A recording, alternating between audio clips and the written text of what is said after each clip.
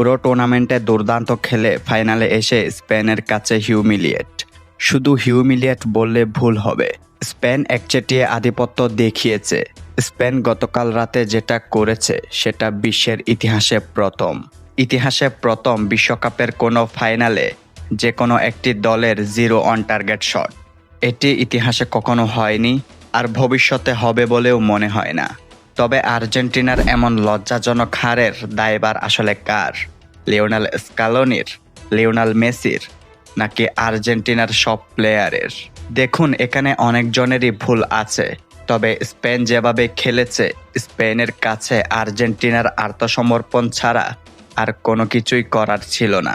Spain এই বিশ্বকাপটি deserve করে, তারাই এই বিশ্বকাপের যোগ্য দাবিদার। এবার আসি আর্জেন্টিনার ভুলের তালিকায়। আর্জেন্টাইন কোচ লিওনেল স্কালোনি ভালো একজন কোচ, এতে কোনো সন্দেহ নেই। তবে তিনি যে ভুলটি করেছেন, প্রথম থেকেই পারেদেসকে নেননি। তিনি পারেদেসকে না নিয়ে নিকো গঞ্জালেসকে নিয়েছেন। সেই জায়গা থেকেই আর্জেন্টিনার মিডের সমস্যা শুরু হয়েছিল।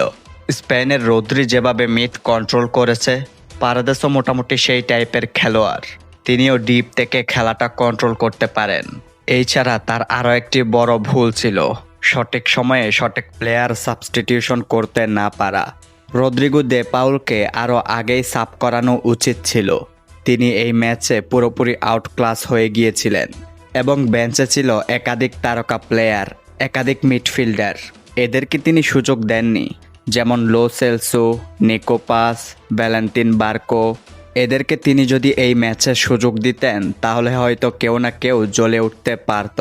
তবে সবকিছুর বাইরে একটি কথা বলতেই হয়, স্পেন অসাধারণ খেলেছে। তাদের বল কন্ট্রোল, বল পজিশন, নিখুঁত পাস, এইগুলো আর্জেন্টিনাকে ভুগিয়েছে।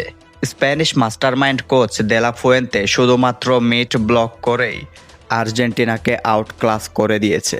স্পেন হয়তো এই বিশ্বকাপে তাদের সুন্দর খেলার পাশাপাশি ভাগ্যবানও ছিল, কারণ তাদের অপোনেন্ট টিমের একজন করে প্লেয়ার প্রতি ম্যাচেই ইনজুরিতে চলে যাচ্ছিল। পর্তুগালের বিপক্ষে নুনো মেন্দেস ইনজুরিতে পড়ে যায়, ফ্রান্সের বিপক্ষে সালিবা ইনজুরিতে পড়ে যায়। যখন ফাইনালে এসে আর্জেন্টিনার বিপক্ষে খেলছিল, তখন আর্জেন্টিনার অন্যতম সেরা ডিফেন্ডার লিসান্দ্রো মার্টিনেজ ইনজুরিতে পড়ে যায়। তবে সবকিছুর বাইরে একটি কথা থাকে, মাঠে কারা আধিপত্য দেখিয়েছে।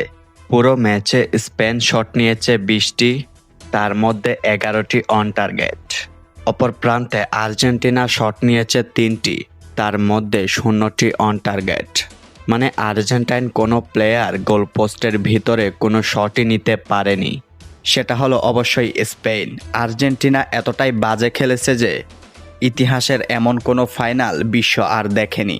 সত্যি বলতে স্পেন এই বিশ্বকাপটি ডিজার্ভ করে।